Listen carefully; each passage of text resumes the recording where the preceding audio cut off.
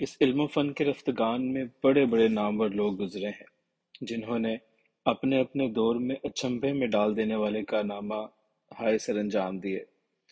Robert ہدولے 19ویں صدی کا ایک قابل ذکر میجیشن تھا۔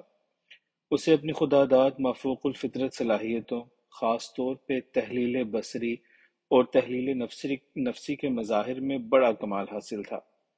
سمندر کو صحرا دکھا دینا، مسافروں سے بھری کشتی کا چشم زدن میں خالی نظر آنا، دیواریں چین کو غائب کر دینا۔ اس نے تاج محل کو بھی نظروں سے اوجھل دکھا دیا تھا۔ لندن، سوہو سے لے کر New York, Broadway, Paris کے شانزلے سے Moscow, Toronto, Sydney, Munich, Johannesburg, Rome اور برسلز تک اس کے فن اور نام کا ڈنکا بجتا تھا۔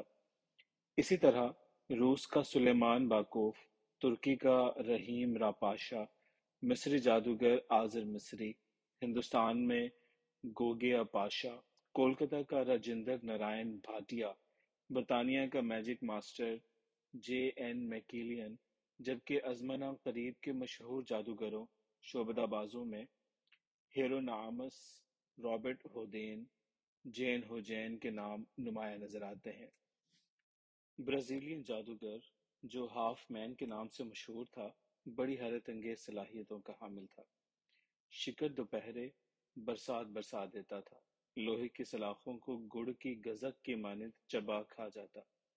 وہ اپنی گاڑی کی ٹینکی پٹرول کے بجائے پانی سے بھرتا تھا، دہکتے انگاروں اور آب شور سے ناشتا، ظہرانہ اور عصرانہ ہمیشہ بیرنگ کی آہنی گولیوں کی دال، کروڈ آئل کا سوپ، کاپر کے آدھے انچ موٹے پتروں کے ٹوسٹ استعمال کرتا۔ اس کے پسندیدہ مشروب پیٹرول، ڈیزل، گندھک اور نمک کا تیزاب تھے۔ وہ نکیلے کانچوں اور کیلوں کے آرام دہ بستر پہ سوتا تھا۔ حیف کہ زندگی بھر وہ کبھی علیل نہیں ہوا، کسی ڈاکٹر، حکیم یا اسپتال سے وہ واقف نہ تھا۔ اس کی موت بھی عجیب و غریب حالات میں واقع ہوئی۔ وہ چیکو سلواکیہ میں ایک سٹیج پروگرام کے وقفے میں چند گھڑیاں کمر سیدھی کرنے کی غرض سے ایک آرام کرسی پہ دراز تھا۔ بیک سٹیج کی اونچی چھت سے ایک ننھی سی چھپکلی اس پہ آن گری۔ گرتے ہی وہ اچھلی کہیں ادھر ادھر غائب ہو گئی۔ بھاری کاسٹیوم پہنے ہوئے اس جادوگر کے جسم سے وہ مس تک نہیں ہوئی تھی۔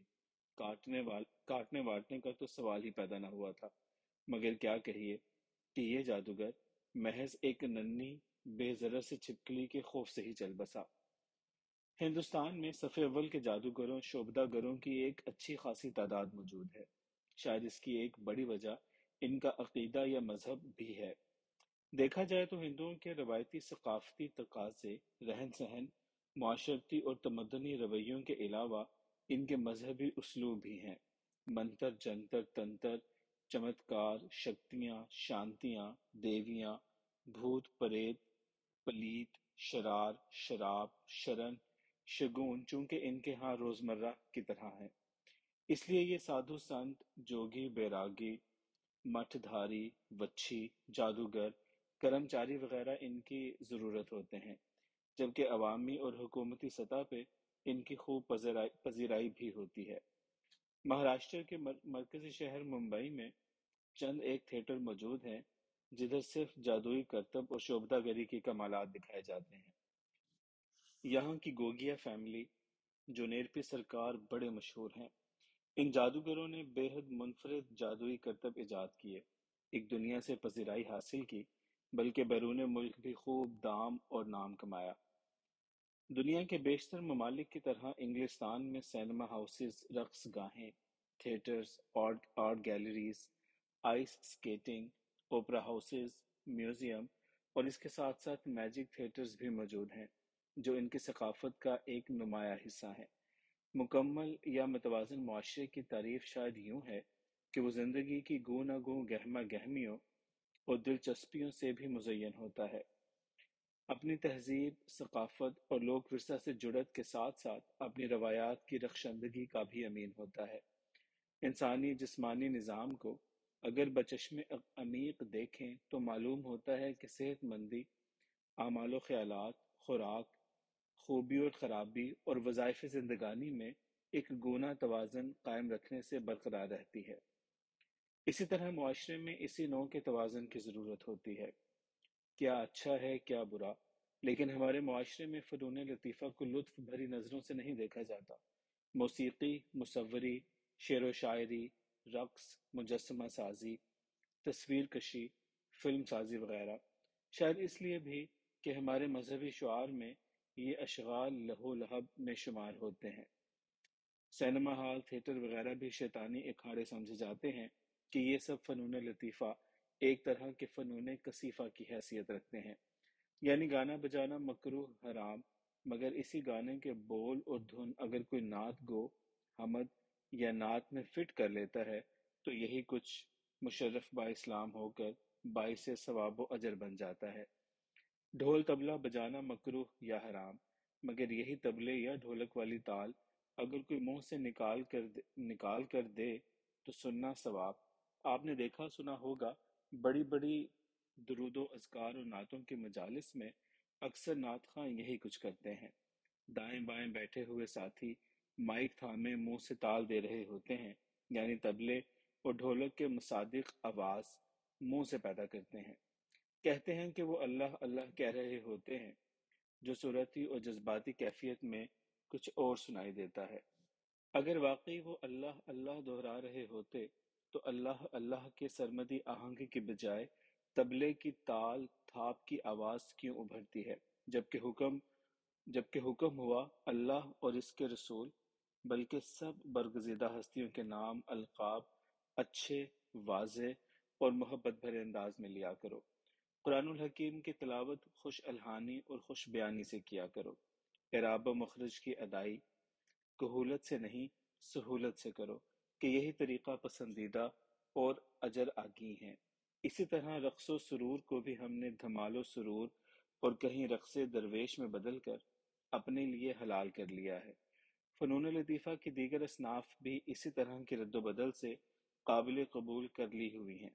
دیکھا جائے تو اس قسم کی منافقت، دوہرے معیار اور چالاکی ہوشیاری کے ہم عادی ہو چکے ہیں۔ اب آپ اپنے قومی اخبار اٹھا کر دیکھ لیں، دو چار کو چھوڑ کر سب ہی قوم کا بیڑا غرق کرنے پہ تلے ہوئے ہیں۔ پورے کے پورے رنگین صفحات جادوگروں، عاملوں، کاملوں، بابوں کے گمراہ کن اشتہارات سے اٹے پڑے ہیں۔ ایک رات کے عمل سے بگڑے کام سنورنے کے دعوے، محبت، شادی، کاروبار، مقدمے میں 100% کامیابی کے اعلان، لاٹری، پرچی، کمیٹی اور میچوں کے جوئے جتانے کی خوشخبریاں وغیرہ وغیرہ۔ کوئی خاندانی عامل ہے تو کوئی سید صاحب، شاہ اور صاحبزادہ صاحب، داتا کا فقیر اور کوئی شکتی مان ہنومان، کالی مائی کا بھگت، عیسائی اور بے شمار بنگالی۔ لگتا ہے اس فیلڈ میں بنگالیوں اور عیسائیوں کا قبضہ ہے۔ کہنا یہ چاہتا ہوں کہ جس معاشرے میں تعلیم کا فقدان ہو، تنگ نظری، توہم پرستی کا دور دورہ ہو، معاملات زندگی میں غیر متوازن رویوں پہ انحصار کرتے ہوں، تو اس معاشرے میں یہی کچھ ہی تو ہو سکتا ہے کہ دین راست اور نہ دنیا درست۔ اخبار و جرائد اور دیگر ذرائع ابلاغ تو کسی ملک و قوم کے لیے روشنی کے مینارے کا کردار ادا کرتے ہیں۔ جب یہ منارے ہی کشتیوں اور مسافروں کو غلط راستے پہ ڈالیں گے تو پھر خدا ہی حافظ ہے۔ راہ بر ہی راہزن بن جائیں تو منزل کیسے نصیب ہوگی۔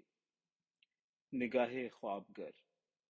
بات آنکھ اور آنکھ کی طاقت اور اس کے آگے کچھ دراز ہوئی تو باطنی اور مخفی علوم تک پہنچ گئی، اور پھر بڑھتے بڑھتے سنہری دھوپ کی مانند پھیل گئی۔ ایوان انسان میں داخل ہونے کے لیے صدر دروازے یہی آنکھیں ہیں، بلکہ انسان کے مقام علم و سیرت، حماقت، شرافت، نفرت، محبت وغیرہ کا انہی آنکھوں سے پتہ چلتا ہے۔ اس کی زندگی موت، ظاہری باطنی عوارض کی غماز بھی یہی آنکھیں ہوتی ہیں۔ آنکھیں، آنکھیں اور آنکھیں ہی آنکھیں۔ میں جدہ کی عظیم الشان مارکیٹ میں اس عجیب و غریب آرٹسٹ کی اندرونی اسٹوڈیو کے ایک کونے میں لاپرواہی سے پڑے ہوئے آنکھوں کے ایک نامکمل سکیچ پہ جھکا سوچ رہا تھا کہ ان آنکھوں سے بڑھ کر دنیا میں اور حسین آنکھیں کیا ہوں گی۔ پھر خیال آیا کہ آنکھیں تو آنکھیں ہی ہوتی ہیں، حسن اور خوب نظری تو دیکھنے والے کی آنکھ میں ہوتی ہے۔ داغ ہو یا میر، نذیر اور مصحفی، غالب، اقبال، فیض، یا کوئی اور، ہر کسی کے لیے اس کے محبوب کی آنکھیں ہی سب سے زیادہ حسین و جمیل اور اس کے لیے متاع حیات ہوتی ہیں۔ تیر، تلوار، خنجر، کٹار، جھیل، ساغر، مینا اور مے خانے، دیر و حرم، کرامات و تصرفات، مہر و مروت، یہ آنکھیں کیا کچھ نہیں ہوتی۔ دید بانی، دیدگی اور دیداوری میں بڑا فرق ہے۔ میں نے ایک ایرانی مصور کا بنایا ہوا فن پارہ دیکھا۔ اس نے پوری کائنات کے تصور کو ایک آنکھ کی پتلی میں فوکس کر دیا ہوا تھا۔ میری سمجھ میں آیا کہ شاید آنکھ ہی ہے جسے آپ آفاقی کائناتی استعارے کے طور پر استعمال کر سکتے ہیں۔ وہ سگریٹ ہونٹوں میں دبائے میرے سر پہ کھڑا تھا اور میں آنکھوں میں یوں کھویا ہوا کہ اس کے اندر آنے کی خبر تک نہ ہوئی۔ وہ کھنگارتے ہوئے جز بجز سا گویا ہوا، بھائی تم یہاں یہ آنکھیں دیکھ رہے ہو اور میں باہر تمہاری راہ دیکھ رہا ہوں۔ آگے بڑھ کر اس نے میرے ہاتھوں سے وہ آنکھوں والا کینوس کا ٹکڑا لے لیا۔ آؤ باہر آؤ، میں تمہیں گرم گرم قہوہ پلاتا ہوں۔ پھر وہ کینوس کے ٹکڑے پہ اچٹتے سے نظر ڈالتے ہوئے کہنے لگا، تم چاہو تو یہ سکیچ لے بھی سکتے ہو۔ باہر پہنچ کر اس نے مجھے لکڑی کے ایک چھوٹے سے سٹول پہ بٹھا دیا۔ تھرماس سے قہوہ انڈیلتے ہوئے بولا، میں جانتا ہوں کہ تم بھی میری طرح خاصے کھسکے ہوئے ہو، اسی لیے میں نے تمہیں اپنے ساتھ کھلایا اور بٹھایا ہے۔ لو، یہ قہوہ نوش جان کرو اور مجھے کام کرتے ہوئے دیکھو، مگر خاموشی اور صبر کے ساتھ۔ اس قبیل کے آؤٹ کلاس لوگ بہت کم اکیلے ہوتے ہیں۔ ان کی بے اعتدالیاں، بے نیازیاں اور عجیب و غریب مجنونانہ حرکات و مصروفیات انہیں تنہا نہیں چھوڑتی۔ سدحیف کے ان کے غیر موزوں رویوں اور غیر متوازن شخصیت کے باوجود ان کی مقبولیت اور محبوبیت میں کوئی کمی واقع نہیں ہوتی۔ کیسے کیسے امیر و کبیر، آرٹ کے شیدائی، جن کی جیبیں ڈالروں سے ابھری ہوئی ہوتی ہیں، ان کو تحسین آفرین نظروں سے دیکھتے ہیں، ان کی بنائی لکیروں تصویروں کو ایک یادگار شہکار کے طور پر اپنے پاس محفوظ رکھتے ہیں۔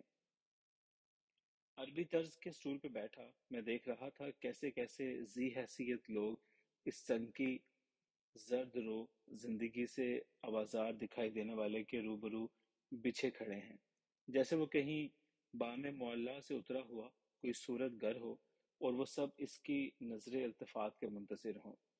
میں نے بتیرا سمجھنے کی کوشش کی کہ ایسے فنکار جو یکتائے روزگار ہوتے ہیں، ایسی علتیں کیوں پالتے ہیں جو بالآخر ان کی طبعی اور فنی زندگی مختصر کر دینے میں نمایاں کردار ادا کرتی ہیں۔ وہ پتلے پتلے ہونٹوں میں چرمر سا سگریٹ دابے ہلکے ہلکے کش لے رہا تھا اور سگریٹ کی راکھ تھی گری کہ اب گری۔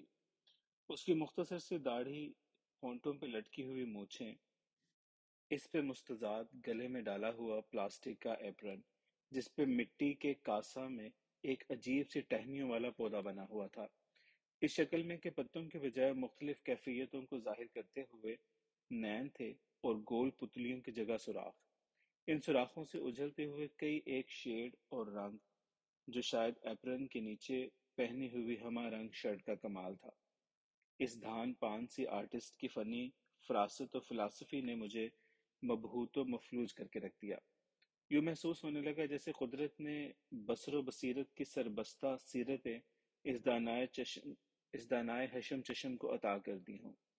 میں بسط احتجاب و اشتیاق اسے شائقین کے سکیچ بناتے ہوئے دیکھ رہا تھا۔ وہ کمال یکسوئی سے مصروف کار تھا، ایسا منہمک کہ جیسے یہ کام اس کی زندگی کا آخری فریضہ ہو۔ وہ 2.5 بار مشکل سے اپنے ماڈل کے چہرے بلکہ آنکھوں میں جھانک لیتا، اس کے بعد اس کی پرکار انگلیاں کرتاسِ ابیض پہ یوں پھرت لیتی جیسے کہیں قوقاف کے برف باروں میں برفانی پریاں رقص افروز ہوتی ہیں۔ میں نے بڑی عمیق نگاہی سے دیکھا کہ وہ خصوصاً آنکھوں پہ بڑی توجہ دیتا، لگتا کہ وہ جیسے انہیں کاغذ پہ زندہ کر کے چھوڑے گا۔ یہ بھی کہ اس کے ماڈل کچھ ایسے بھی دیکھے جیسے مردہ چہروں پہ زندہ آنکھیں لیے ہوئے ہوں، اور کچھ یوں بھی جیسے وہ مردہ آنکھوں والے زندہ چہرے ہوں۔ اپنا سکیچ مکمل کرنے کے بعد دستخط کر کے اپنے ماڈل کے سپرد کرتے ہوئے وہ سکیچ کو یوں دیکھتا جیسے کاغذ میں لپیٹ کر اس نے اپنی آنکھیں دے دی ہوں۔ اس کے سکیچ پہ آنکھیں ہی نمایاں ہوتی، باقی چہرہ شاید اس کے لیے اہم نہ ہوتا ہو، بنظر غائب دیکھنے سے لگتا کہ آنکھوں کے علاوہ اور کچھ نہیں بنایا، معدوم سے خد و خال شاید آنکھوں کے ٹکاؤ کے لیے بنا لیتا تھا، جیسے قیمتی گوہر و جواہر کو اجاگر اور محفوظ کرنے کی خاطر اسے کسی جاذب نظر مدبر مخمل منڈھی جڑاؤ ڈبیا میں سجا دیا جاتا ہے۔